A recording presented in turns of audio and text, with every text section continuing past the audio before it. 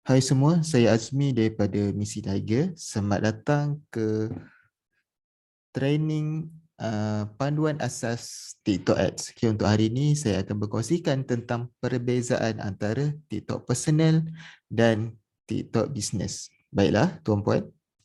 Jadi di sini kalau tengok di skrin tuan-puan tu saya dah berikan sedikit gambaran. Okay, yang kalau tuan-puan tengok kepada TikTok ni, kalau tuan-puan buka TikTok, account TikTok, sebenarnya bila kita nak buat account TikTok tu dia ada dua jenis. Yang pertama adalah account untuk kita content creator, yang kedua adalah kita nak buka account business. Tapi dekat sini saya fokuskan kepada personal ni adalah account content creator. Okay, dan seterusnya adalah akaun TikTok Business. Akaun TikTok Business ni maksudnya kat sini adalah akaun TikTok Ad Manager tu, yang mana kita gunakan TikTok Ad Manager ni sebagai tempat untuk kita mulakan iklan di TikTok. Jadi saya nak tunjukkan apakah perbezaan antara kedua ni, iaitu bila kita buat TikTok kat personal dan TikTok bila kita buat TikTok Ads menggunakan TikTok Ad Manager. Okay.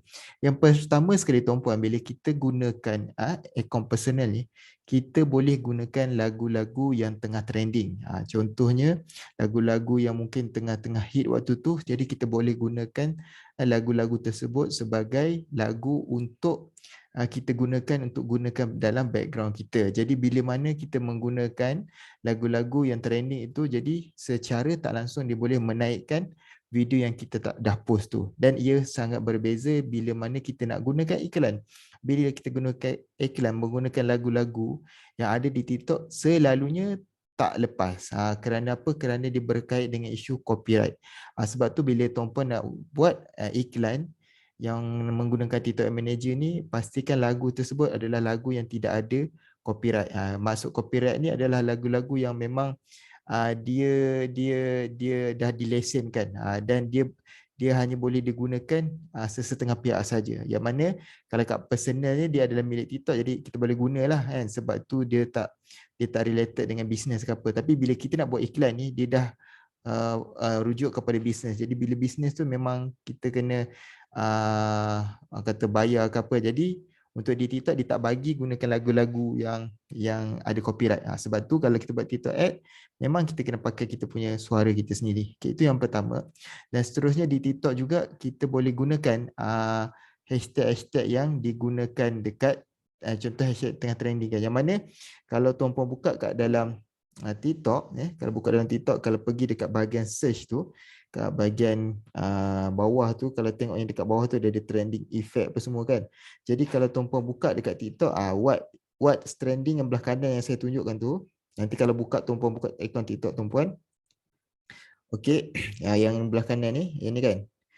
Yang ini kita boleh tengok apakah trending-trending semasa yang ada kat dalam TikTok, yang mana trending ini kita boleh gunakan kat dalam kita punya akaun personal kita.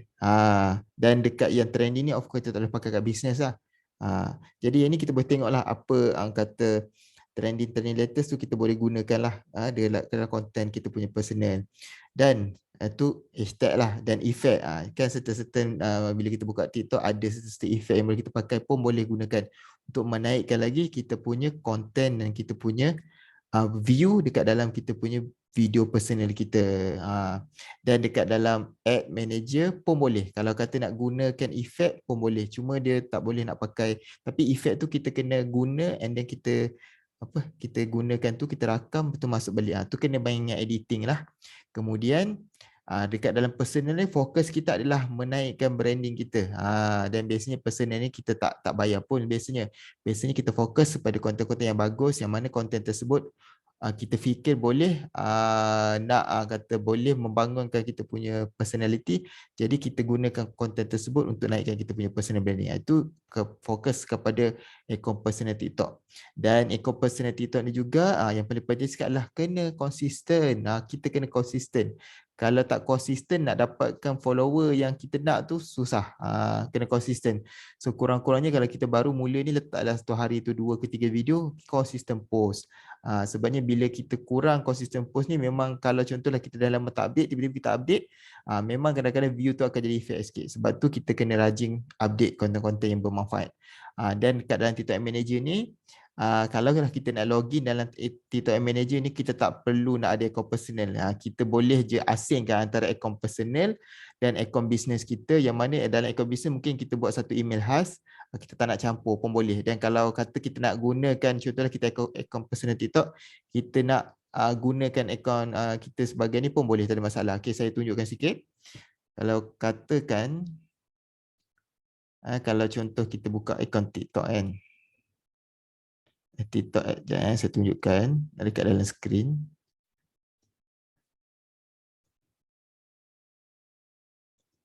Okey.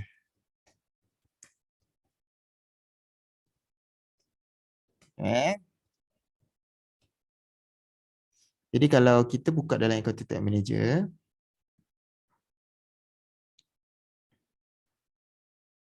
okey, kalau kita tengok dekat dalam TikTok Manager tu, dia ada login by email ataupun nombor telefon kat sini. Ini kalau kita daftar asing lah, tapi kalau kita ada akaun personal kita, kita boleh login with TikTok ni. So terpulang kepada tuan-puan mana yang rasa selesa. Kalau saya sendiri, saya akan asingkan akaun personal saya, akaun business. Saya akan asingkan. Okey.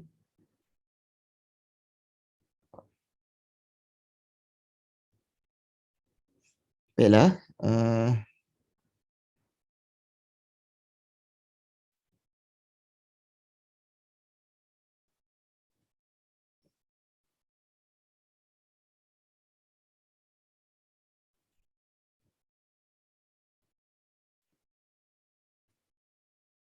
Okey, itu yang kita boleh asing lah, kita boleh login sama ada kita nak gunakan akaun personal kita, kita terus attach dengan TikTok Manager, ataupun kita nak asingkan TikTok Manager satu login lain, TikTok personal satu login lain.